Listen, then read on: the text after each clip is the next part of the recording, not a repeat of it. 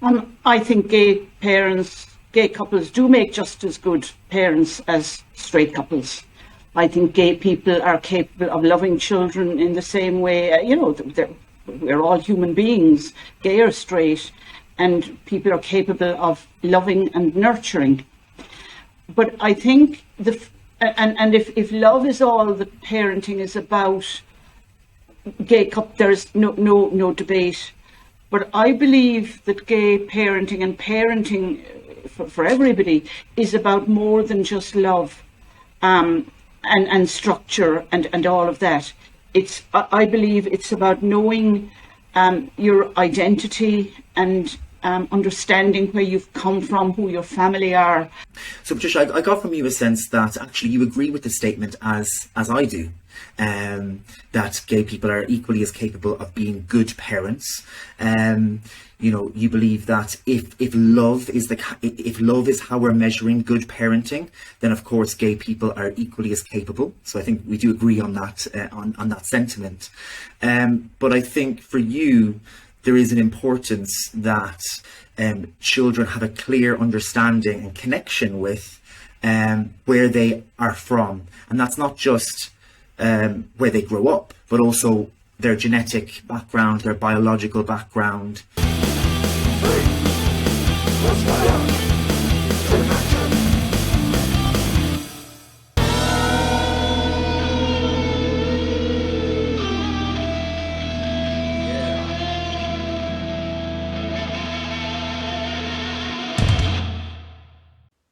Welcome to Not the Easy Way.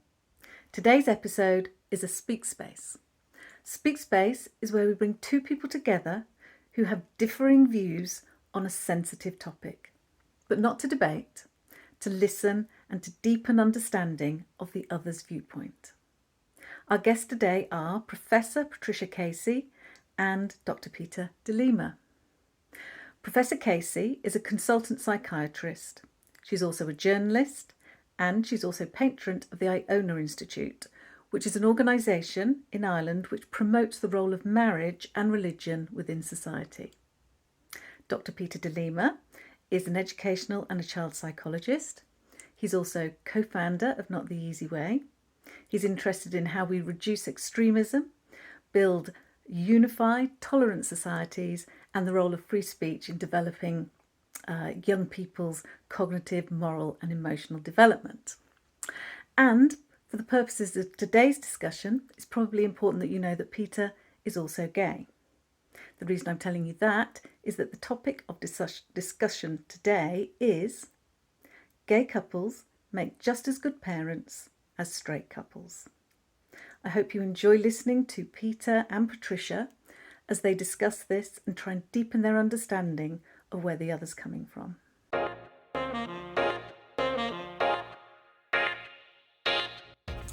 Welcome to our speak space for Not the Easy Way, Patricia and Peter. It's great to have you both here. Before we get into the discussion on today's topic, we're going to play our Connect Against the Clock game. And just to explain to you both, with this game, you're going to be timed for 2 minutes. And during that 2 minutes, your task is to find as many things that you have in common with each other as you can. So you're looking for ways that you can connect, looking for those human connections, things that you have in common. So we've got 2 minutes to go. I'll count how many things you are finding as you go along, and we'll see how you do. Okay, sounds good. Are you ready, Patricia? I am.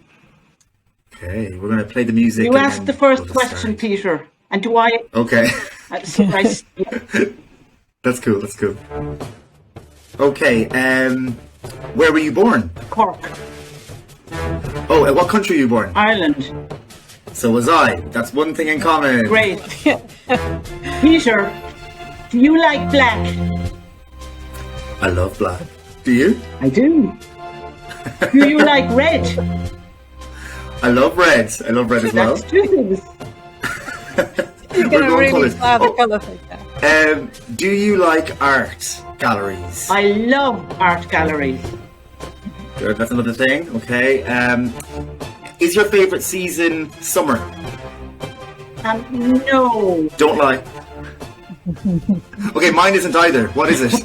Mine is spring. Ah, so close. Autumn was mine. What else? What else? Let me ask you, do you like horseradish sauce? I do. So I like do I. horseradish sauce. Do you like sport? I love sport. Absolutely love it. I hate yeah. it. Okay, you hate sport. Do you like the ballet? I hate ballet. Oh dear. Do you like Netflix? Yes.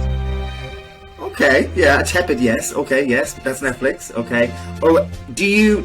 Oh no. Do you like cats? I love cats. I like cats too. Good. Do you like music? Love music. Love music. Do you like classical music? Not so A much. Philistine, I see. No judgment. Just connection against the clock. Okay, we've got 5 seconds. Do you like Pop Tarts? No. Oh, okay. That's a shame. Okay, and we're done. Boom. That's it. How many did we get, Claire? 8. Out of? Yeah, and to be honest, Out of- I don't know out of- whether that's a good score or not, because it's the first time we've done it. And Yeah, it's 8 out of no. how many, Claire? Sorry? 8 out of how many? How many? Well, that's the thing.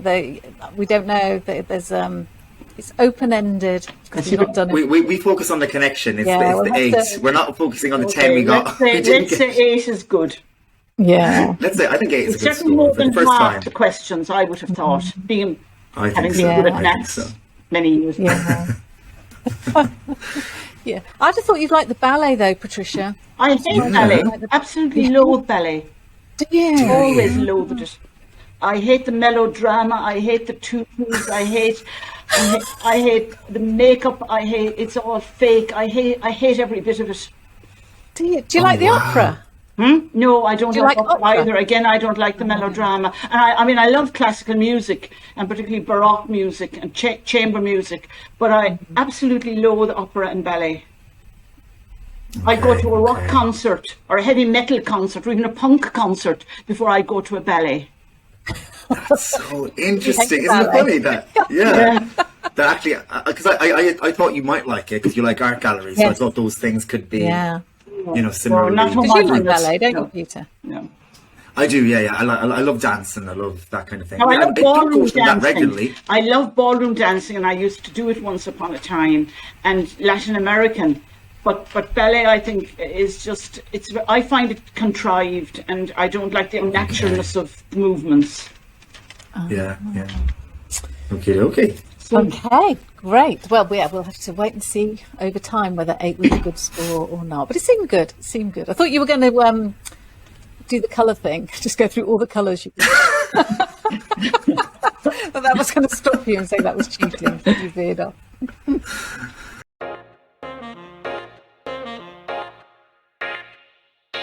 So let's move into our Speak Space now, and our topic for today, that you are going to have this discussion together, and just to kind of reiterate for people who might be new to our Speak Space that this is very much about bringing two people together who may have a different opinion on a sensitive or contentious topic, but not to have a debate, but to have a discussion in order to deepen their understanding of the other person's position and to find connection in doing so, which is why we played the connection game to start.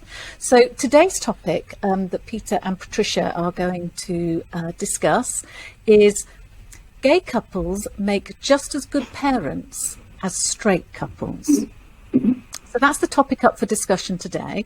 What we do for our first point with Speak Space is that we'll go both to Patricia and Peter and ask them to give us a little bit of an overview on where they're at, where they stand with that statement. Just for a few minutes to give us a feel about their initial response and their views on that statement. And then we'll move into our next sections on Speak Space, where they get to have more of a discussion and ask each other questions to deepen the understanding. But maybe, Patricia, if we could come to you first. So just for a couple of minutes, could you tell us where you stand on that statement that gay couples make just as good parents as straight couples? I think gay couples do make just as good parents as straight couples. I think gay people are capable of loving children in the same way, we're all human beings, gay or straight, and people are capable of loving and nurturing. But I think if love is all that parenting is about, gay couple, there's no debate. But I believe that gay parenting and parenting for everybody is about more than just love and structure and all of that. I believe it's about knowing your identity and understanding where you've come from, who your family are, what countries they've come from, and on all of that sort of background that gives you a sense of who you are as a human being. Not just as a human being living with your two parents, but as a human being in the overall scheme of things. I think also that children need the complementarity of the sexes, and that's, I think, why straight couples, males and females, are necessary, because I think they're necessary so that they can tap into the needs, the masculine side and the feminine side of their children, the masculinity and femininity of their children. So I think for that reason also that straight couples are preferred isn't the word I want to use, but it's the only one I can think of at the moment. I think the thing that distinguishes straight parents from gay parents are things that are outside the control of gay parents. Gay parents cannot give birth to children except through surrogacy, so there's a whole other layer and sort of ethical dimension that gay parenting introduce about how children are conceived and how they are born and who they are born to. So there is that as well. But these are so things like masculinity, femininity are outside their control. Being able to reproduce and being able to give a child an understanding of their background if the child is adopted, and all of those things are missing, I would argue, in respect of gay parents. But in terms of love, I don't have any issue about that. Thank you, Patricia. So, Peter, we're going to come to you now. So if you could give us an overview of where you stand on that statement that gay couples make just as good parents as straight couples. Thank you. Right, so gay couples make just as good parents as straight couples. I think the first thing that comes to mind really is what is good parenting, and I think there are universal principles that embody good parenting. So a good parent loves, a good parent cares for a child, and they value a child, and they show that value through the time they spend with the child by keeping them fed, watered, clean. It's a big task, and they also provide a positive model for that child of how to act in society, and by doing all those things they help a child to grow. So if we're talking about that, of course gay people are equally as capable of being excellent parents, just like gay people. And so I wonder then, why would someone kind of maybe think something else or not think that? And I suppose we can't say that all gay couples are the same and all straight couples are the same, but what we can pinpoint is the key difference that exists. And the difference is, as Patricia has already outlined, that in gay couples you've got two same-sex parents, so a man and a man, or a woman and a woman, and in a heterosexual couple you've got a man and a woman. And so, well, some people might say, and I think as Patricia has alluded to, that children need both male and female role models, and I can see why someone might say that in a way. For example, if you've got a young girl who's going through puberty, having a mother or a woman in the household that's gone through that could provide guidance, lived experience, perspective on that. But I think actually, going back to the universal values, well, let's just say there are two dads that have that daughter. Well, if they've got the love, the care, they can navigate that situation, using exploration, empathizing, listening, getting advice from other people. And I suppose in terms of role models, I know myself. I mean, I had a mum and dad, and I appreciated them, and they were role models to me. But I also had other role models in my community and extended family, and I know they don't have the exact same impact. Well, impact, maybe that's kind of negotiable, because there are plenty of people in my life that really shaped who I am, and they weren't in my family household. But maybe it's a different relationship, I should say. So my point being that just because you don't have a masculine and feminine, a man and a woman in your household, doesn't mean you don't necessarily get that influence in other ways. And, in terms of masculinity and femininity, I think that, generally men might, present as masculine and women as feminine. But I think even in heterosexual relationships, women can bring masculine tendencies and women can bring masculine tendencies, yes, and men the opposite as well. And I think in same-sex relationships, you can also see that. So I think actually you don't need to have a man in your house to have a sense of masculinity or the benefits of that, and the same for femininity. And I suppose, it's hard to not talk about the ideal, and I think that's what comes up here, doesn't it? This sense of ideal.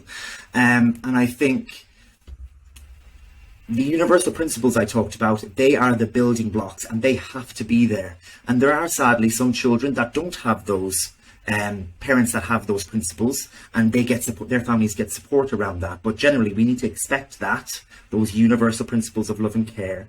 But beyond that, there is no perfect family. There is no ideal situation.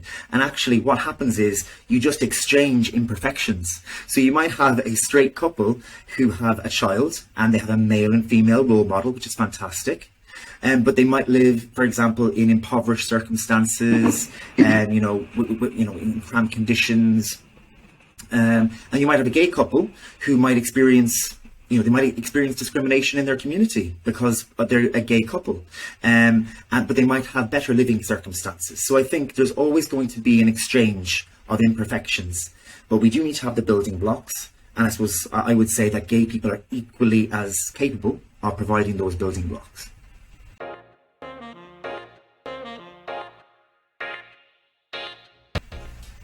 Thank you, Peter. So what we're going to do now is just ask each of you to try and summarise what you feel you've heard the other person's initial position is, just so that as we move into the next section, that you do both feel that you've been understood on that initial position. And then from that, I'm going to ask you to start to, after we've done that, to start thinking about asking each other some questions. But first of all, Peter, if we stick with you, if you could summarise for us, what did you hear and understand Patricia's position to be? So, and please correct me if I'm wrong. Maybe at the end we can do that, I guess. So, Patricia, I got from you a sense that actually you agree with the statement as I do, that gay people are equally as capable of being good parents. You believe that if love is how we're measuring good parenting, then of course gay people are equally as capable. So I think we do agree on that on that sentiment. But I think for you there is an importance that that in families that both boys and girls have a male and female role model, and you don't underestimate that. You think that's really important. You also think it's really, really important that children have a clear understanding and connection with where they are from. And that's not just where they grow up, but also their genetic background, their biological background. And so that's very important to you. And that's a reason why you used the word preferred. So you said, in an ideal situation kind of thing, it would be better that they would be in a straight couple family, so that they would have that access to their heritage, and also have that love that you feel is important. And I think lastly what came up was the idea that when gay couples have children, that can come with extra baggage, such as the idea around surrogacy and the ethics around that. I wasn't too kind of clear on that, but maybe I can ask you some questions about that later. But that brings up ethical challenges and connects to your previous point around not potentially knowing where you come from. So yeah, I think that's probably, hopefully I remembered most of the things you said. So yeah. Patricia, does that feel like a fair Absolutely. summary? Do you feel Peter's understood your position there? Yes, yes. Great. So Patricia, could I come to you then? Could you do the same for Peter? Could you I'll try to, indeed. summarise your understanding of where he is Yes, initially yes. with that statement? Well, like me, Peter agreed that there are basic building blocks in parenting, and that gay parents and straight parents can supply those. And you mentioned love, care, being valued, and creating positive role models for how to behave in society. In other words, bringing up decent children who be decent citizens, and that gay couples can do that, and that is my view as well. You said, or you then went on to say that with regard to, for example, the male and female role models, that they can be substituted, that if you don't need necessarily to have a male and female, that the gender, sex that's missing can be substituted through perhaps other relatives or other people in the person's life, and compensate compensate for that, so that the person actually has exposure to the masculine and feminine role models that we believe they should have. And I think what you're saying there is that we're both agreeing that people need role models from each sex. It's where they come from. You also said that even within gay relationships, that there's often the partner who functions as a female by proxy, as it were, who's more feminine. Say with two men, that one is often more feminine than the other is, and similarly in lesbian couples, that one is often more masculine, and so that they can also fill that role as an opposite sex role model.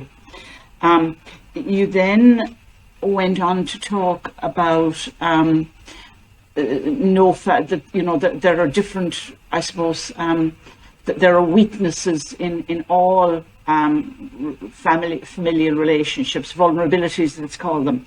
That some children in heterosexual families may be experiencing poverty, or indeed other problems. There may be disputes, family disputes they'll be experiencing, although you didn't mention them, but they came to my mind as you were saying it.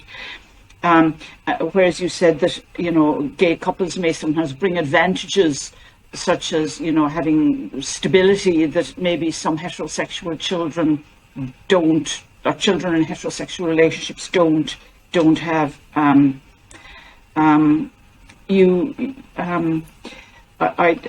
I think that was, I can't remember if I've forgotten anything. You didn't discuss the surrogacy issue, or the issue of where do you come from. You didn't discuss that in your summary of mine. Well, you alluded to it at the very end, to the fact that I mentioned it.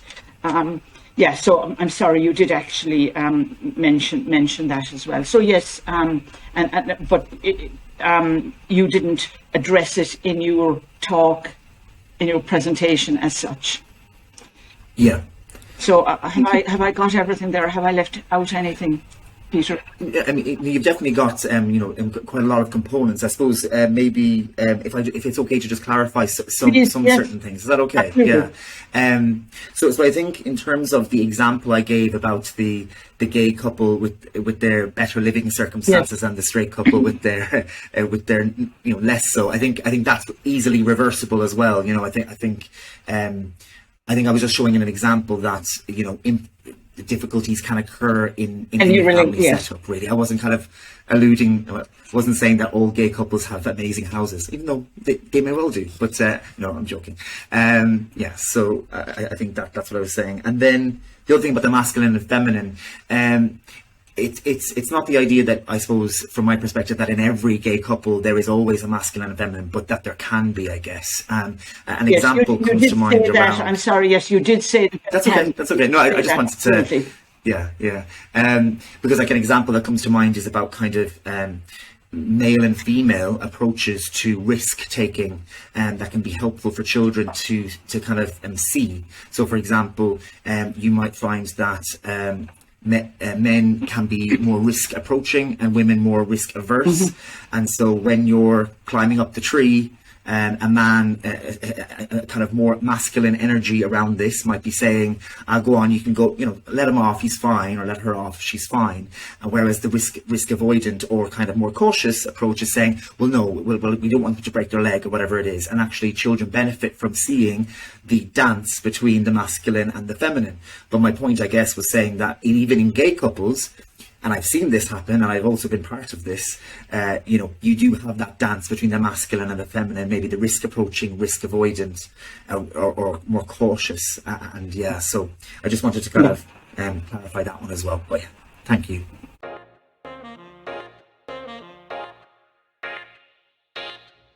Okay, great. Thank you both. So we're going to move to the next section where you're going to have an opportunity to ask each other a couple of questions. So you both feel that you kind of made your statement and been understood by the other, but we want to get a little bit deeper into that understanding. So we call this section Get Curious and Personal. So curious because we want you to try and think of your questions in terms of deepening your understanding of why, not just what somebody else's position is, but why they might hold that position in. Maybe what's their rationale? Where does that understanding or that experience come from?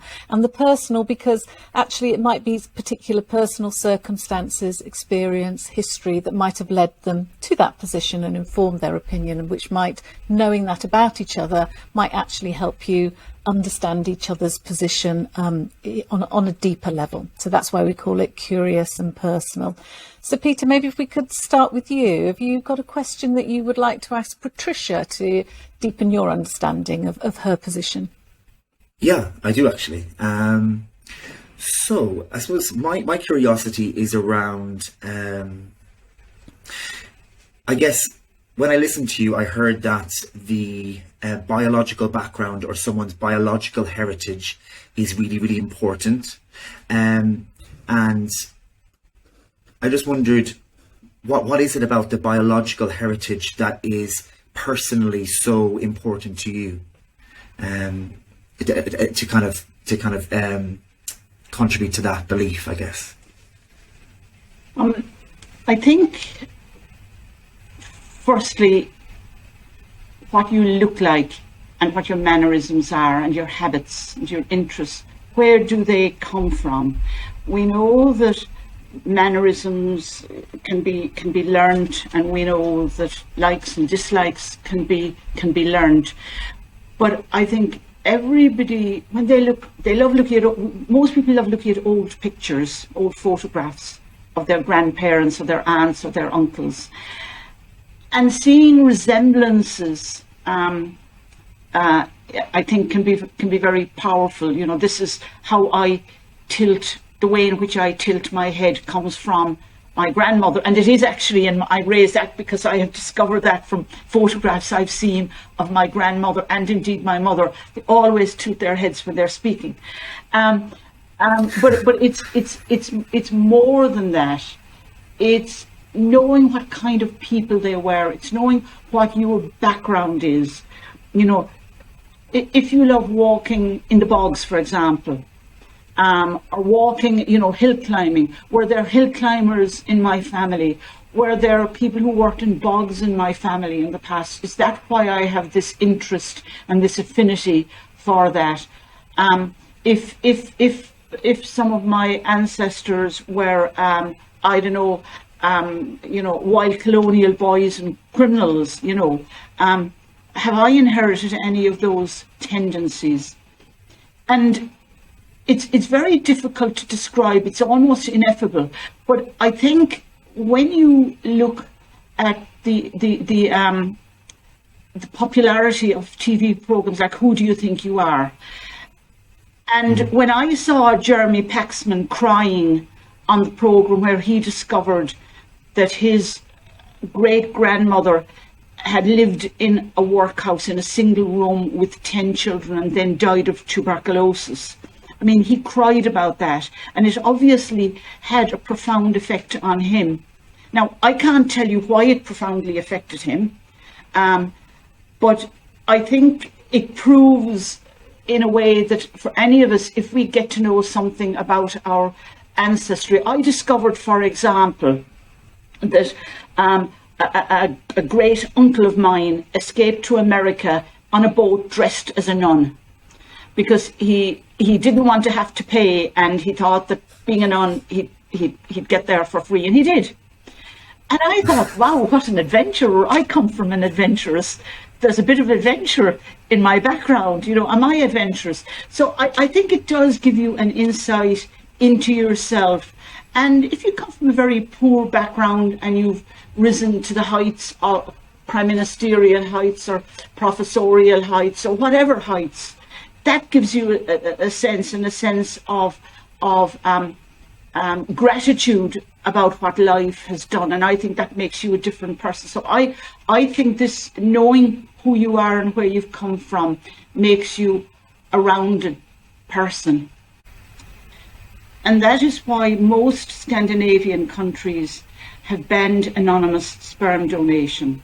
They haven't voiced it in those terms, but I can only assume that that's the rationale, that people born from sperm donors want to know who they are. And a British woman, I think Rose is her surname, has written a book about that. I've actually met her, but I've forgotten her name. And she has written a book about being the child of a sperm donor and seeking out your father. Because even when children are adopted, they seek out their biological parents. And I have 2 adopted sons, and I ensured that both of them, from the moment they were adopted, knew that they were adopted. So throughout their life, we talked to them about their first mum and their dad, and we told them that they now have 2 mums and dads, and we kept in touch with them because I believed they should remain in contact with them and know who they were and who their grandparents were. So I have a very personal commitment to knowing your lineage. Okay. Thank you, Patricia. So, Patricia, have you got a question that you would like to ask Peter to find out a little bit more I have indeed. about his position? Peter, in your very clear and eloquent exposition of your position, you said you felt that the male and female role models that exist in heterosexual families could be replicated in other ways, particularly with other people, in either other family members or in people in the community. I wonder if you could expand on that a little bit, and whether you think that's an artificial way of filling a lacuna. A lacuna? Can I? Lacuna. What does that mean? Sorry. A gap. Lacuna. L-A-C-U-N-A. Okay. Oh, I'm learning. Okay. So I suppose, my point was, I guess, that I do see the benefit in male and female role models. My point was that, and we're talking about couples here, so if you've got a gay couple, that they've got the universal principles, so that child is cared for and feels valued, etc. Okay, they might not have a female role model in the house if it's 2 gay men. If it's 2 lesbians, they mightn't have a man in the house. Okay, what does that mean? Well, I suppose my initial point was that, masculinity and femininity can be expressed, by people of the non-matching sex, so to speak. And then you're asking me about whether getting a male role model outside the home is equally as valuable as it existing within the home, I guess. And it's a difficult question to answer. I don't think there's a kind of definite answer, but I'll have to say what I think personally. I think I grew up in a very big extended, I have a very big extended Irish family, and we're very close. And I just feel that there were definitely great things I got from my parents, but there were things that I got from my extended family that I in some ways didn't get from my parents, and I don't underestimate the power of that, really. And so I think if you talk to people who have, I think this is probably a nice way of looking at it. If you talk to people that have had difficult family experiences and what's got them through it, I think it would be very well. I think we wouldn't be able to say that the influence of a teacher, a male teacher or a female teacher, or the influence of an auntie or an uncle had no effect, or that it was artificial. I think for me, those relationships counted for a lot and have a really, really positive effect.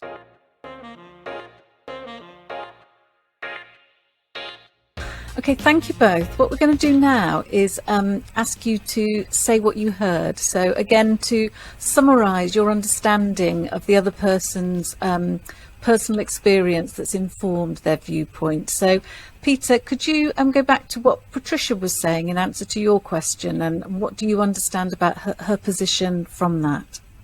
Yeah. So Patricia was, you were emphasizing the importance of knowing where you have come from, and you placed an emphasis on, what you look like, the mannerisms. Well, I mean, the look like especially is something that we know is not just environmental. It's something that gets passed down through your genes. And so to be able to kind of look at old photos and see, where you've come from and kind of explore that. And you talked about some powerful examples of people who didn't know where they came from, and them kind of exploring that, finding out where they do come from, and being so emotional about that and really valuing it. And so you really emphasized the importance of that. You talked about how you do have that you have 2 adoptive children, and how for you it was so important that they had a connection to where they were from, and that you made it your business to have an active relationship with their birth parents because of how much you valued it and where they did come from. And you also talked about how in Scandinavia they have they're not allowing anonymous sperm donation, so that so essentially that people that are born, children that are born from IVF, have the right and have the are able to know exactly where they come from, which in your mind was kind of conveying a value judgment there, that actually that is valuable to know where you've come from, and we shouldn't people shouldn't not know, so to speak. So I think that's what I've remembered from what you've said. Patricia, does that feel like yes, like Peter's understood your position? It does, definitely. Yes. Yeah. Yes. So Patricia, could you give us an overview of your understanding of Peter's position, given the question that you asked him? Yes, Peter. I asked you about the masculine, feminine roles and how they can be filled in. What your view was on how they can be filled in gay and lesbian relationships, and you said that within relationships that there will be the dance was the lovely word you used about around some of the masculine and feminine ways of behaving in relationships, but then you went on to say that if, for example, couples are in difficulty, and you gave an example, for example, of heterosexual couples, if they're in difficulty, the children can often draw comfort and support and help and role modelling from extended family members and teachers. And you yourself said that, within your family, you, as well as getting love and everything from your parents, that you also found great value from your extended family. And so you didn't feel that it was essential you felt that it was possible to get very strong role modelling from people other than within the nuclear couple itself.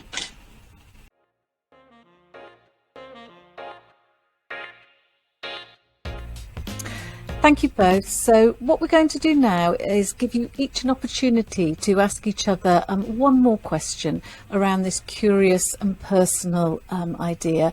So thinking about asking a question to deepen that understanding even further and helping you understand maybe some of the personal experience that might have informed somebody's position. So Peter, if we come to you first, have you got another question that you'd like to ask Patricia? Yeah, I do. So you shared it was really important to you for people to know their biological background, and that was kind of informing your view.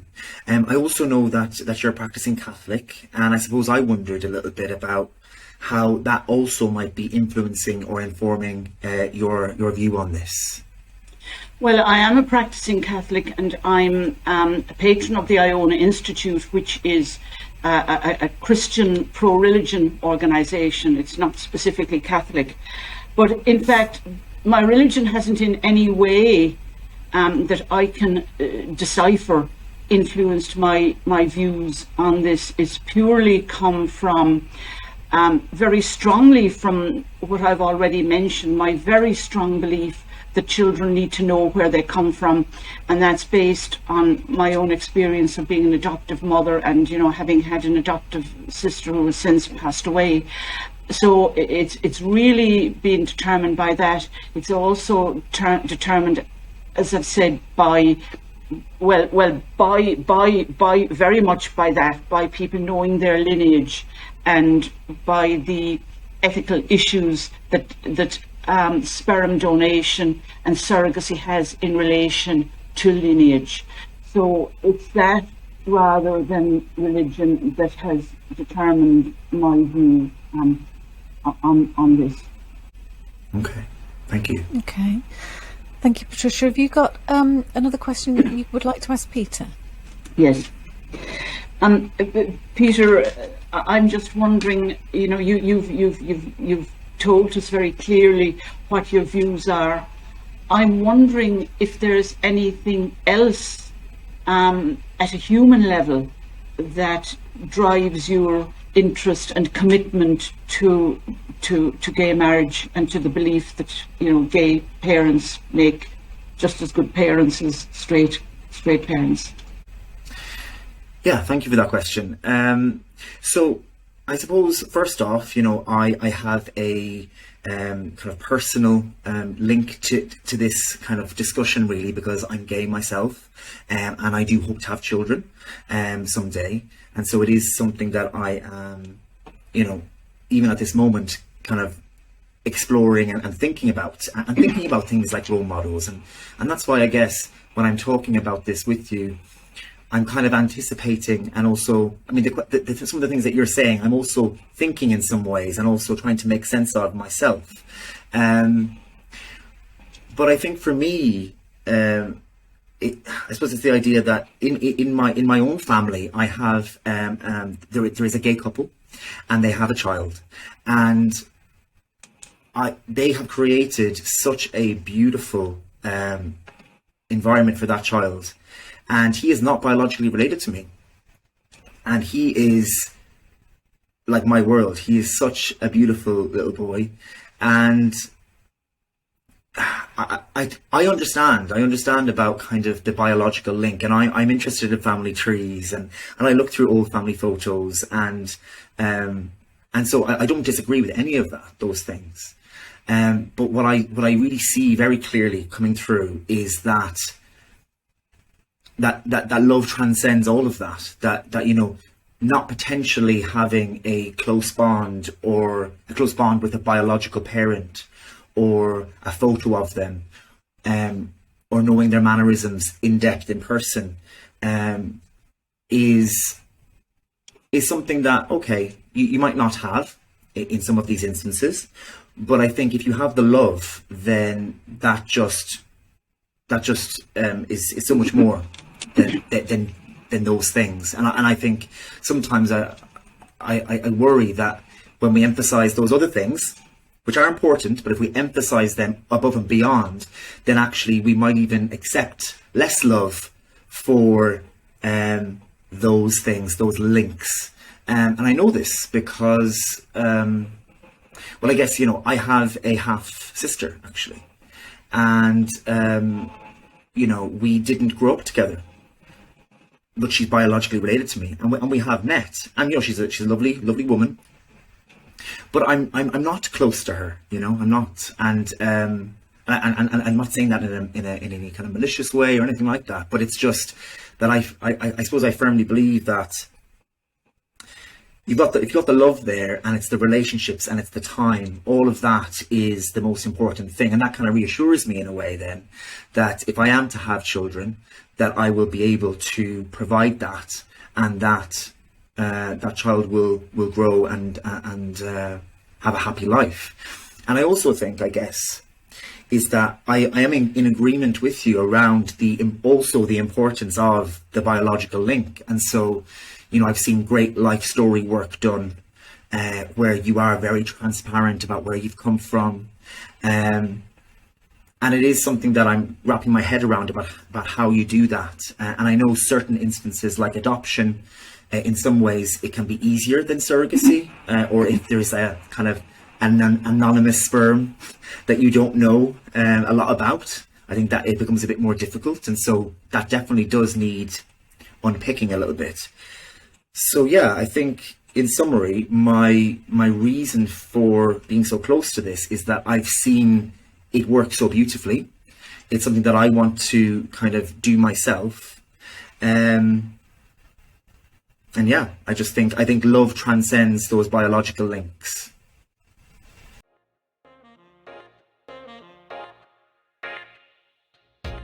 Yeah. Okay, thank you both. Okay, so I'm going to ask you each to give an overview of your understanding of each other's responses to those final questions.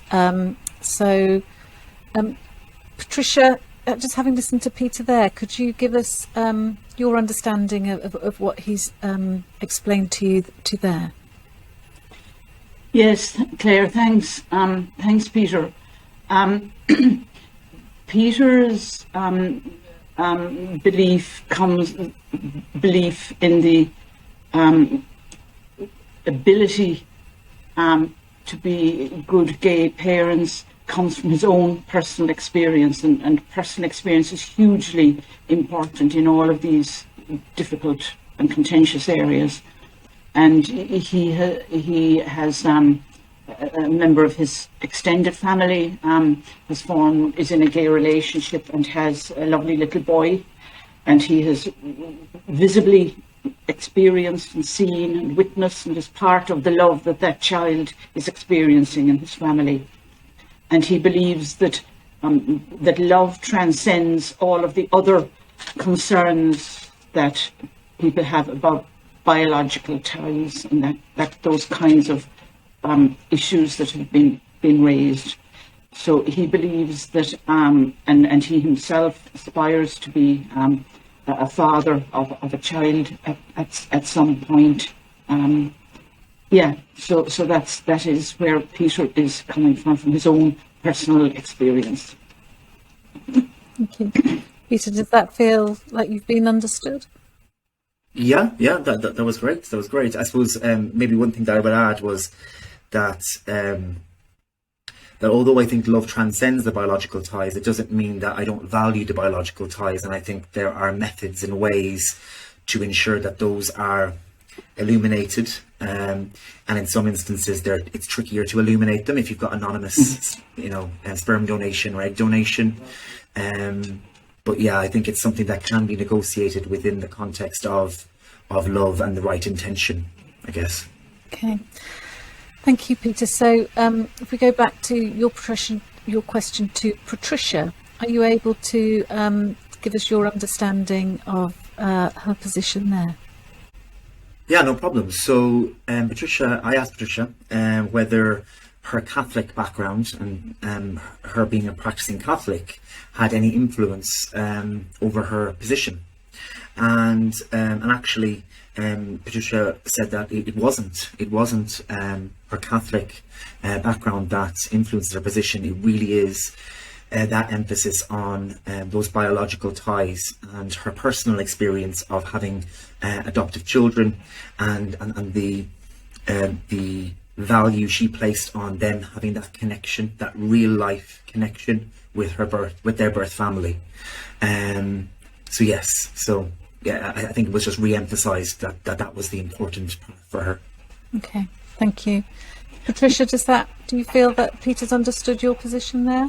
Yes, absolutely. And I think it's interesting that we have both come to our different positions because of our personal experiences and our personal life. Mm-hmm. Yeah. Yeah, it is actually. Yeah, absolutely.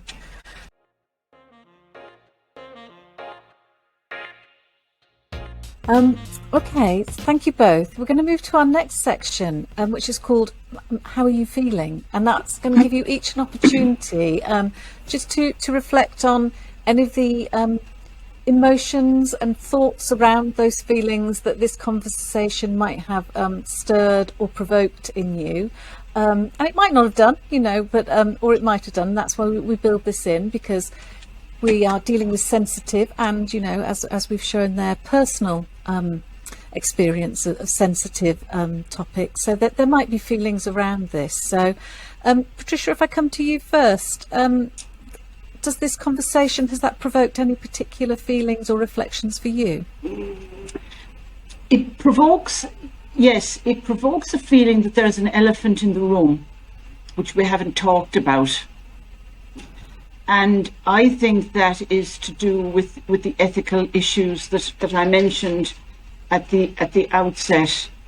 We've had a more civilized and enlightening conversation about a difficult topic, but there are thorny issues that I believe need to be considered as well, because so far it's all been sweetness and light, so to speak, and that's great for such a contentious issue. But there is an unspoken issue that needs to be addressed. Yes, so I guess maybe there's a little bit of a sense of frustration that what we've illuminated is the personal experience, but there is with this sensitive topic, because we were expecting maybe that you would have quite differing opinions, and I think so far we've found that there's a lot that you share. And for you, Patricia, this sense of there being an elephant that we haven't got to talk about that yet, but and I understand that, and we absolutely will. Before we come to the elephant, though, if I just ask you, Peter, about this question about provoking emotions or particular reflections from the discussion. So I guess it feels a little bit exposing, I guess, if that's the right word. I think it's, especially being a psychologist, it's very easy to fall back on what the research would say or what the evidence would say, and it's kind of a comfortable safety net. And actually there is evidence around all of these topics that we've discussed. And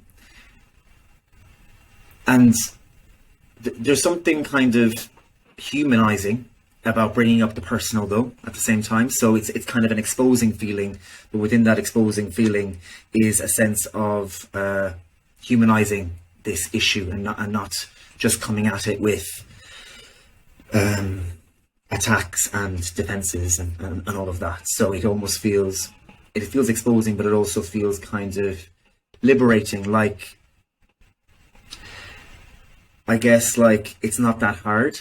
I think that, because I actually, if I'm honest with you, I was dreading this a little bit for you know, and we've had some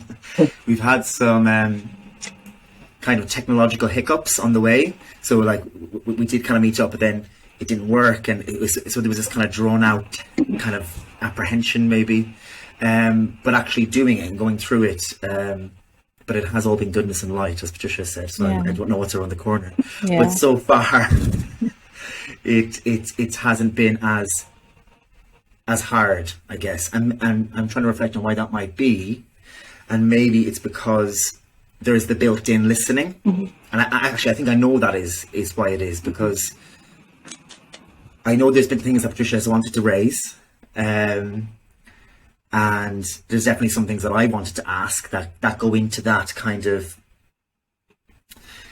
opposing view straight away. But I think what we've done is we've taken our time and we've gone through this process of listening to each other. So maybe that's what makes it feel less hard.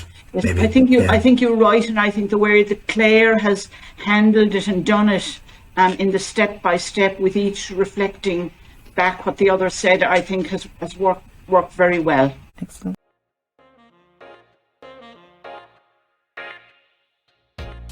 So we'll move to the next section now, which we call different angles, but we might rename the elephant in the room. And that's really what we meant by this section with different angles, was giving us an opportunity, or you each to have an opportunity to raise an issue that you think might not have been raised, or to find common ground if you hadn't found common ground, or to find the area of difference if that hadn't been illuminated. So really to come at this from an angle we haven't explored yet. And evidently from kind of Patricia's reflection on the emotion in this, there's definitely a feeling that there is an area within this discussion that hasn't been explored. So I wonder, Patricia, coming as you raised it in the reflecting on the emotions phase. So if I come to you first, would you be able to tell us, what do you think it is that hasn't been explored yet? Tell us a little bit about what you think that is, and maybe pose a question for Peter around that. Thanks, Claire. The issue that hasn't been discussed or exposed is the issue of surrogacy and the ethics around surrogacy. And of course that is important in relation to gay couples, and it's particularly when we're talking about surrogates who are I can't remember what the official phrase is, but they're not family members. You know, they're both commercial surrogacy, and that is a huge issue. It raises very important ethical issues. Commercial surrogacy has been banned in some countries, in particular Sweden has banned it. I'm not sure if the UK has or not, but Sweden certainly has banned commercial surrogacy, and I think some of the European countries have as well. So it does raise ethical issues, and I'm just wondering what Peter's view on commercial surrogacy is, and how does he see the ethics of that, or does he see it as an ethical issue at all? Absolutely happy to answer that. And I suppose, surrogacy, just to be clear, I guess, is if you've got two females or two males, you might have in the male couple, you might have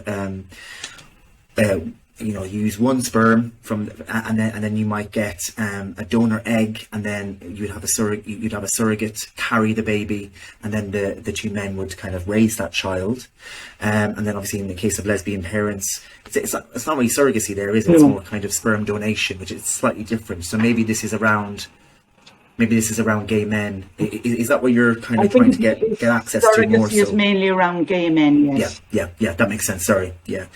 So it's interesting because a gay couple that wants surrogacy probably agree with a lot of the things that you're talking about, in the sense of they value the biological link. And that's the reason why they're not, for example, adopting. Caring for a child that has had a difficult early life, and kind of taking on the ownership of parent. So yeah, I think that's just an interesting point that came to my mind, and that might be something that drives surrogacy. Commercial surrogacy, so having a woman paid for her to carry a gay man's baby, this it's banned in the UK, so you can't pay for it. You can still happen in the UK, but you can only pay for expenses or kind of loss of work, but you can't pay them like you can in America or Mexico or the Ukraine. And what my view on it is, I mean, I think it is a contentious and an ethical issue, because you've suddenly got a conflict or a tension between female rights and the kind of desires or needs or wants of a gay man who wants to have a family. And I think commercial surrogacy, for me, it's all about, for me, it's the intention behind the surrogacy. So if a woman wanted to give the gift of a child to a gay couple, and it wasn't about necessity for money, it was about actually wanting to give that gift, I'm fully kind of in support of that, if she wishes to use her body in that way to give that gift. And that's what a lot of surrogates in the UK do. And I've listened to kind of some podcasts about their experiences, and that it comes from a very altruistic, very selfless way, to be honest, because it's a big deep undertaking to have a baby grow inside you for 9 months, you know. But if, on the other hand, we've got a country like Ukraine, where you've got quite deep poverty, where women may actually not be doing this fully consensually, but may be doing it because they have to, because they need money, or even in a kind of more darker turn of events, if they are being exploited by people to do this, then I think that does have real ethical ramifications, and it's not something that I probably would feel comfortable with. So I think, like anything, there are nuances to it, really. But it is a question that gay couples will be asking themselves. They'll be asking themselves, do I agree with Patricia? Is it the biological link that is so important to me? And so therefore I will quite often pay quite vast sums of money to ensure that I have that biological connection. Or is it that it is the love, the nurture, and just being a parent and helping a child grow that's important to me, in which case actually adoption would suffice there, because obviously if you adopt a child, you don't have that biological link. So yeah, I suppose in summary then, I think commercial surrogacy is something that really needs to take into account the person that it is affecting, and that person is the woman in this scenario, I guess, who was carrying that child. And so if I were considering something like that, that would be on my kind of top consideration, really. Okay. Thank you, Peter. Patricia raised this point and asked your view of the ethical issues. I'm wondering if you have a question for Patricia to explore your understanding of her position on this. Yeah, I do actually. So I think we both agree that gay couples can be equally as capable of being good parents, and I think we agree on those universal values. You know, what is a good parent? You're also kind of placing that biological link kind of above those building blocks. That's really, really important to you. And I suppose what I'm wondering really is,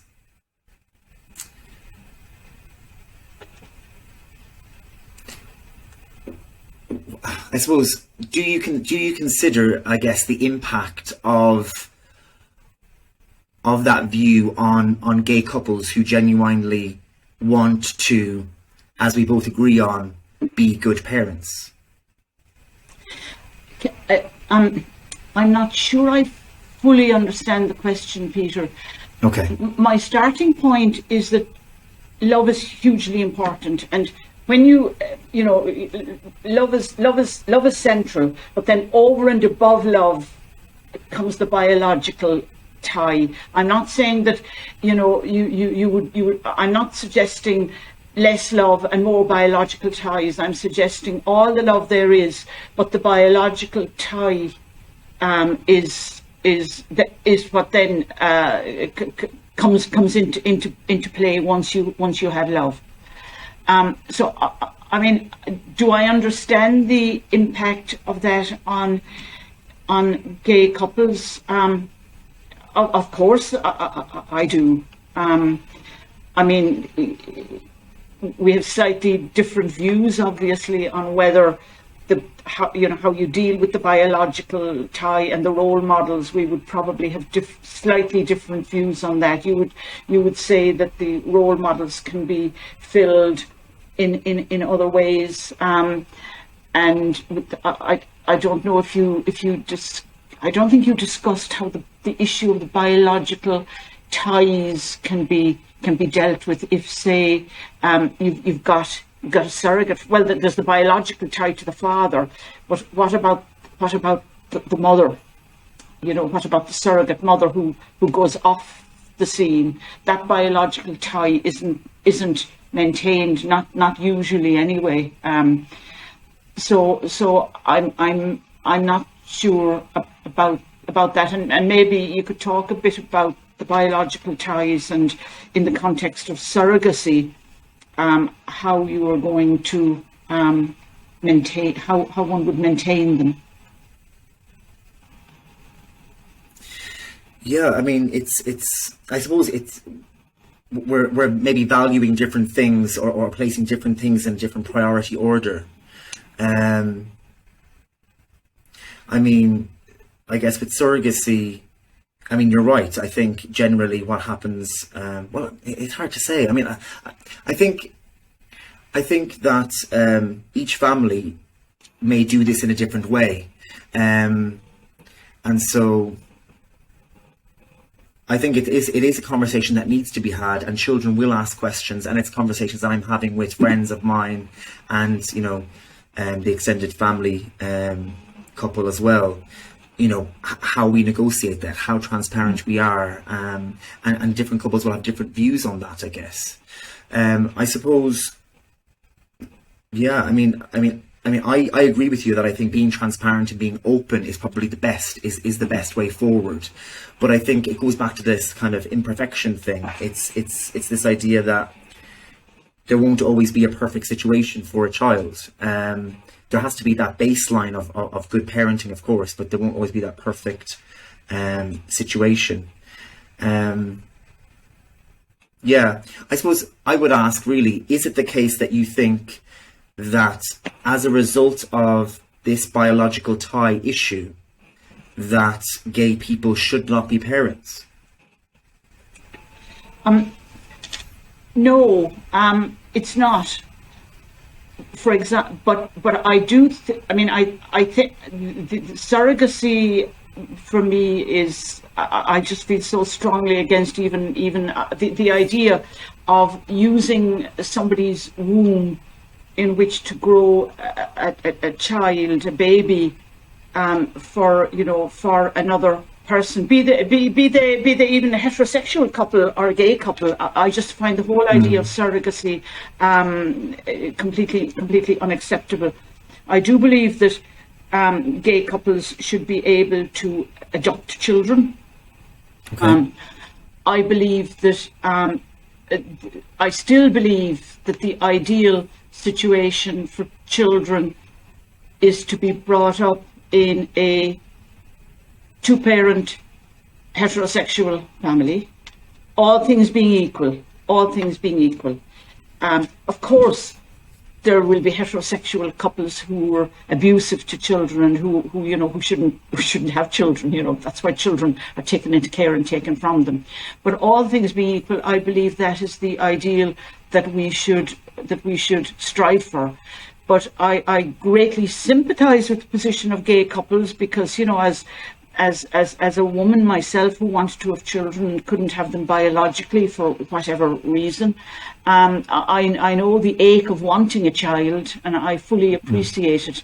And so I can understand what gay couples go through, but I still believe that society should have an ideal and should have ideals and should always aim for the ideal. And I suppose I suppose that word comes up again about ideal, and I think, you said all things being equal, and I think it is an ideal. It's an idealized view to even think that there would be a gay couple and a straight couple that have all the equal attributes or the equal kind of amounts of love and care and safety and all of those things. So I think in any given situation, maybe that's why this conversation is hard, because it's not specific to a specific couple, or it's kind of talking about things in general terms, and you kind of lose that reality because there are and I suppose maybe the ideal things I'm wondering about kind of conservatism, the idea that maybe the reason why this is an ideal is because the experiences that maybe people have had generally have hinged around this usual way of having a family. So you've got your mum and your dad and that nuclear family, I guess. And so venturing out of that to other scenarios, so having, for example, a gay couple as a parent, is progressive, I guess. It goes away from that traditional view of things, and with that comes uncertainty, I guess, maybe, and with that comes, it hasn't been happening for very long. For example, we don't know. It'll be interesting to see how things progress over 10, 20, 30 years, if actually this is something that even people think about, in terms of the male-female role models, for example. I don't know. I don't even know if there was a question embedded in there. And Peter, I think you're right. And you mentioned in our discussion earlier, informed discussion, we said we haven't talked about research, and we haven't, and that is where one hopes research will come in and will aid the debate, and long-term, well-conducted studies, not the short-term ones that we have now, and the ones where the methodology is sometimes very flawed, using snowballing techniques to collect or to identify participants, but where there will be you can never have randomized studies, of course, in this, but where there will be different methodologies. Use like cohort studies with long-term follow-up that will shed light on the different family structures and particularly gay couples and couples who've got their children as a result of surrogacy versus adoption. All of that kind of information should be to hand in the future, but we're not anywhere nearly at that yet, are we? And there are huge replication problems in psychiatry, in my specialty, and in psychology and sociology as well. So I think we have a long way to go before we'll be able to answer the questions that have been raised by you, Peter.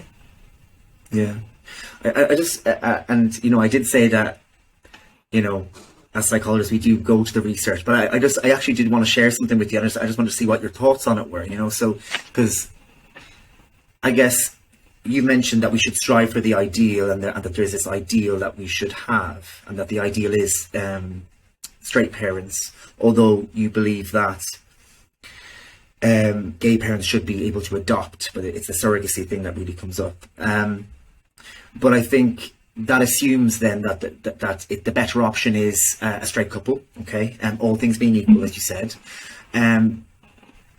But I've come across a piece of research which is quite interesting around how that being a gay couple actually has its advantages in terms of adoption. And would it be okay if I kind of shared with you briefly? Absolutely. It'd just be interesting to get your thoughts on it. Absolutely. Although not knowing nothing about the methodology, I'd be cautious. But tell me.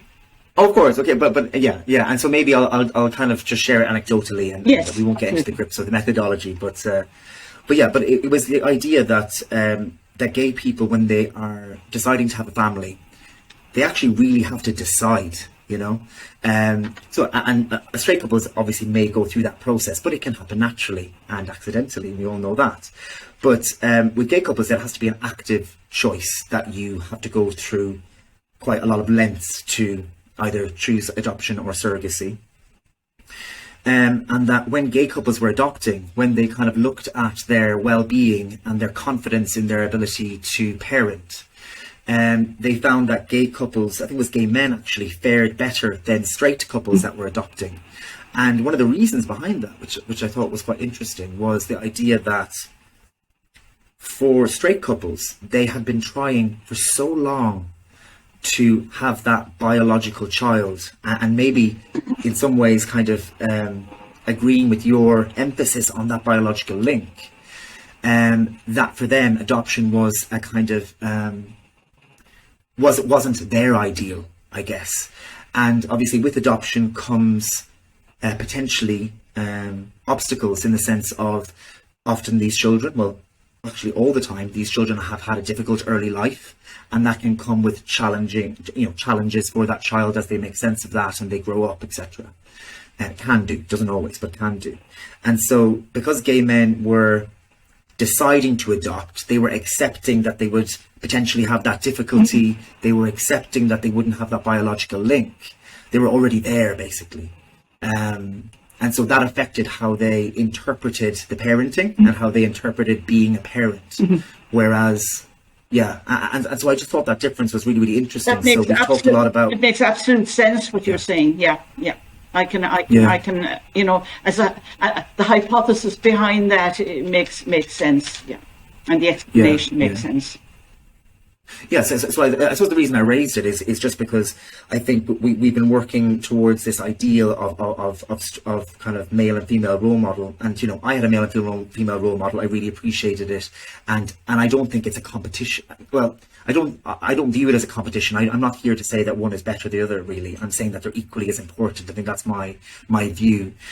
And actually, contrary maybe to maybe your view, Patricia, I would kind of say that there may be some advantages as well. Is what I was kind of pointing out. I think with surrogacy, I think it almost goes beyond the scope of this speak space in a way, because it's surrogacy in and of itself is a speak space. I think, I suppose, I mean, you say that, there may be advantages to gay couples because they're, they've thought so much about it. But, one would wonder what would the results have been if they had compared gay couples who adopted with heterosexual couples who adopted. So they were both both sets of couples would have had to process the possible risks of adoption and the possible hardships that go with adoption if children, have problems later on, rather than, comparing them with couples who were trying to conceive and who... Oh no, sorry, excuse me, sorry, I mightn't have said that clearly enough. Sorry, they did. That's what they did. So it was heterosexual couples that couldn't have children, biological children, and then adopted, then gay couples that adopted. Sorry, that was the kind of point I was making around because they had adopted. They found it. They were interpreting their parenting experience and adopting experience differently, because of that previous possibility, I guess, of being biological parents. Well, this probably isn't the forum to start talking about numbers and methods and... Oh no, definitely not. But we'll definitely lose our audience if we do that.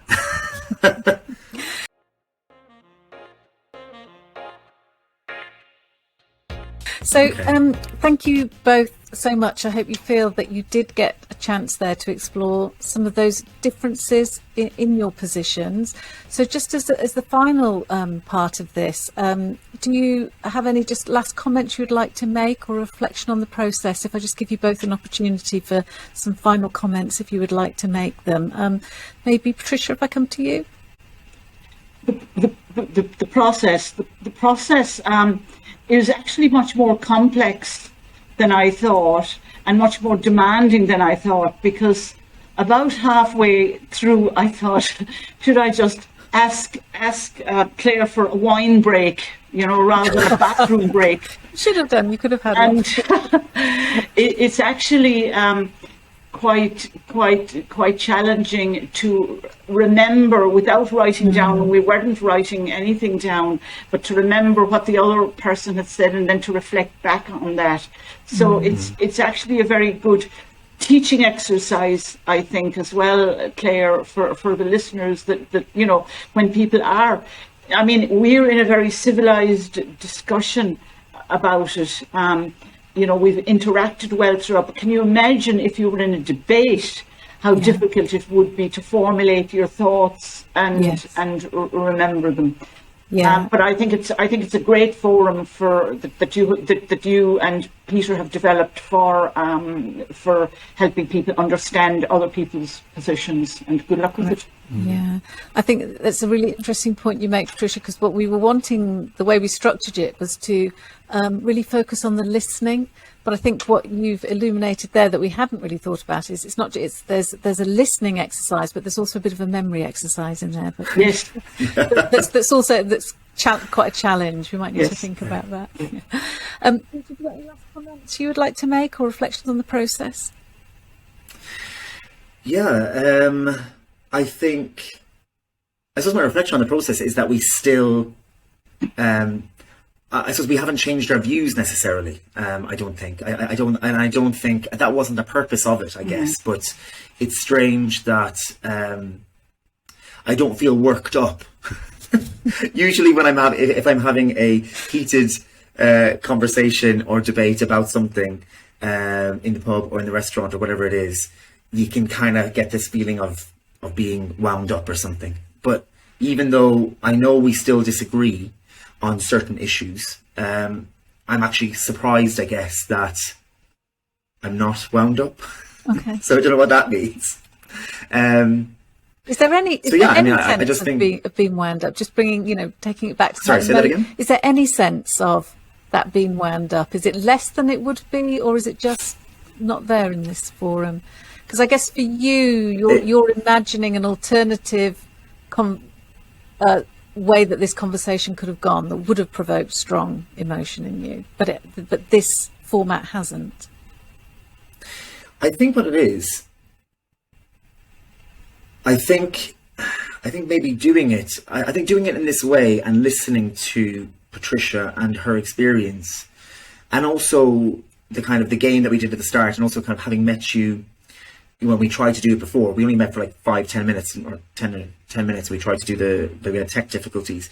But I think in essence what's happened throughout this process is Patricia's become a person. She's not just someone with a view. And maybe, I guess, I think if we dug deeper, maybe if we continued our conversation, I might get wound up. But in essence, I'm kind of saying that I kind of see her as a person with a view rather than a view, and I think maybe that's the reason why I'm not wound up. I'm kind of saying I actually like Patricia. I think she's very pleasant. She's got a sense of humour, although I don't maybe agree with her view. Do you know what I mean? So I think maybe that's it. Yeah. I don't know if I've coherently explained that. Yeah. But. Yeah. Okay. Well, thank you both very much for taking part. It was a sensitive topic which we thought would be contentious. You actually had maybe a lot more common ground than we were expecting, but I think the more that you discussed those differences did come out as well within the conversation. So really appreciate your time to giving your thoughts and your reflections on this topic, and to helping us develop our Speak Space format. So thank you both very much. Really appreciate it. Thank you, Claire. Thank you, Peter. Thank you, Patricia.